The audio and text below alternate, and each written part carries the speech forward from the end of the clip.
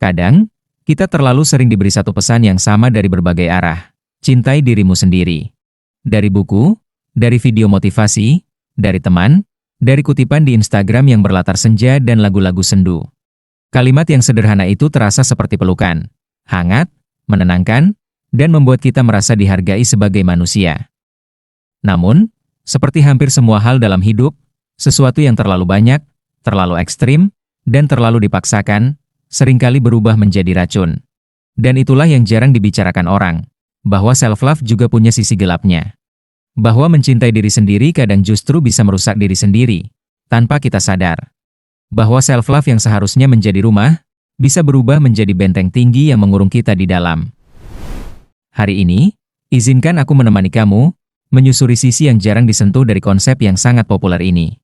Dengan perlahan, dengan lembut, dengan hati yang ingin mengajakmu mengenali dirimu lebih jujur, bukan lebih keras, bukan lebih lembut, tetapi lebih utuh. Sebab mencintai diri sendiri bukan tentang selalu memanjakan diri. Mencintai diri sendiri juga bukan tentang memaafkan semua kesalahan tanpa pernah memperbaiki apapun. Mencintai diri sendiri bukan tentang menolak semua rasa sakit atau semua kritik dari luar. Kadang, mencintai diri sendiri justru berarti berani menepuk pundakmu sendiri dan berkata, ada yang harus kamu ubah, dan itu tidak apa-apa. Mari kita mulai dari sesuatu yang sederhana.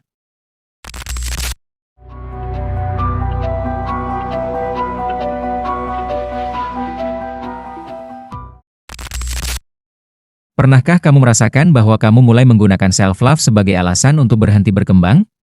Misalnya, saat kamu berkata, aku harus mencintai diriku, jadi aku nggak perlu memaksakan diri. Lalu perlahan-lahan kamu mulai menutupi rasa malas dengan kata self-love. Kamu membungkus rasa takut dengan kata self-love. Kamu menyamarkan rasa enggan berubah dengan kalimat, aku ingin menerima diriku apa adanya. Padahal, dalam diam, kamu tahu bahwa yang kamu sebut cinta itu mungkin sebenarnya bentuk perlindungan diri dari ketidaknyamanan.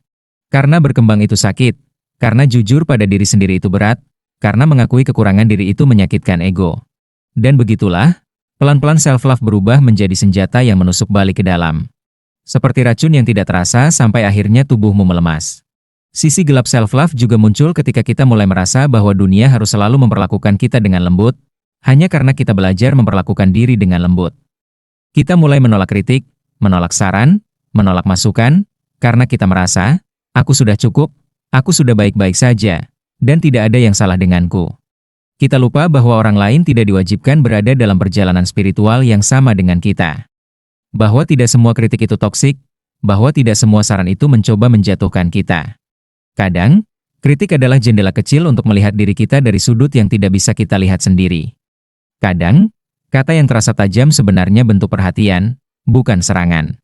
Kadang, orang lain mencintai kita dengan cara yang membuat kita sedikit tidak nyaman, tapi itu tetap cinta. Self-love menjadi racun ketika kita membangun benteng tebal dan menolak membiarkan dunia masuk. Ketika kita merasa paling benar tentang diri kita. Ketika kita berpikir bahwa tidak ada lagi ruang untuk berkembang. Padahal, cinta diri yang sehat justru membuka ruang itu, bukan menutupnya. Ada pula sisi gelap lain yang lebih halus. Saat kita mulai menjadikan self-love sebagai perlombaan diam-diam dengan orang lain. Ketika kita mulai merasa bahwa kita harus terlihat bahagia, harus terlihat stabil, harus terlihat tenang, harus terlihat mencintai diri lebih baik daripada orang lain. Kita mulai membeli banyak hal atas nama self-love, bukan karena kita butuh, tapi karena kita ingin terlihat keren secara emosional. Kita mulai membagikan kutipan-kutipan tentang mencintai diri sendiri, padahal hati kita sebenarnya sedang retak, tapi tidak ingin terlihat lemah. Kita lupa bahwa self-love bukan kompetisi. Tidak ada medali untuk siapa yang paling menerima diri, tidak ada piala untuk siapa yang paling terlihat damai. Kadang, mencintai diri sendiri berarti berani mengakui bahwa kamu sedang tidak baik-baik saja. Bahwa kamu membutuhkan bantuan, bahwa kamu tidak selalu kuat, bahwa kamu kadang gagal, bahwa kamu pun bisa tersesat. Dan itu tidak membuatmu kurang berharga. Itu justru membuatmu manusia. Sisi gelap self-love juga muncul ketika kita memakai kalimat itu untuk memutus hubungan, bukan memperbaikinya. Ketika kita berkata, aku mencintai diriku, jadi aku tidak mau lagi berada di sekitar orang yang membuatku stres. Tetapi kemudian kita mulai memutus semua hubungan yang membuat kita merasa sedikit tidak nyaman, termasuk hubungan yang sebenarnya sehat dan penting. Kita mulai menolak tanggung jawab, menjauh dari konflik, melarikan diri dari ketidaknyamanan yang sebenarnya justru membantu kita tumbuh. Lalu self-love berubah menjadi pelarian, bukan pemulihan. Padahal, mencintai diri sendiri bukan berarti menjauh dari semua orang. Kadang, mencintai diri sendiri berarti belajar mengelola hubungan yang sulit, belajar meminta maaf, belajar memperbaiki kesalahan, dan belajar menerima perbedaan. Cinta diri yang matang tidak merusak jembatan, dia memperkuatnya. Dan ada satu sisi gelap yang paling sunyi dari self-love.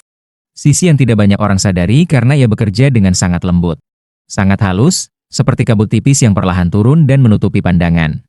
Itu adalah ketika self-love membuat kita lupa bahwa kita bisa salah, bahwa mencintai diri tidak membuat kita kebal dari kekeliruan, bahwa memaafkan diri sendiri tidak boleh berubah menjadi membiarkan diri sendiri terus melakukan hal yang sama, bahwa menerima diri tidak berarti berhenti memperbaiki diri. Kadang, kita terlalu fokus menjadi versi diri yang bahagia, sampai kita lupa menjadi versi diri yang bertanggung jawab. Dan inilah poin yang paling sering hilang dalam pembicaraan tentang cinta diri. Self-love bukan hanya tentang rasa baik, tetapi juga tentang menjadi baik. Karena cinta tanpa tanggung jawab, bukanlah cinta, itu pelarian. Jadi, kapan sebenarnya self-love berubah menjadi racun? Self-love jadi racun ketika kamu menggunakannya untuk menghindari pertumbuhan. Ketika kamu memakai self-love sebagai alasan untuk tidak berusaha. Ketika kamu menolak kritik yang sebenarnya membangun. Ketika kamu menjauh dari semua ketidaknyamanan padahal ketidaknyamanan itu penting.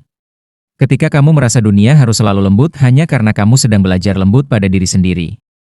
Ketika kamu memaafkan diri terlalu cepat tanpa belajar apapun dari kesalahan. Ketika kamu berhenti menantang diri, berhenti bercermin, dan berhenti berkembang.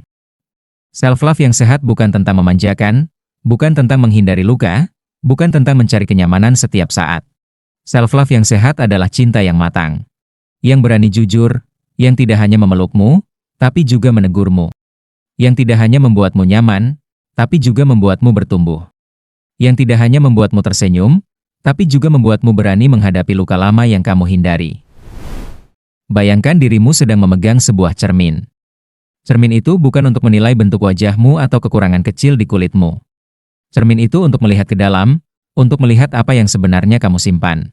Untuk melihat bagian-bagian dirimu yang sudah lama kamu tutupi dengan alasan, aku sedang fokus mencintai diriku.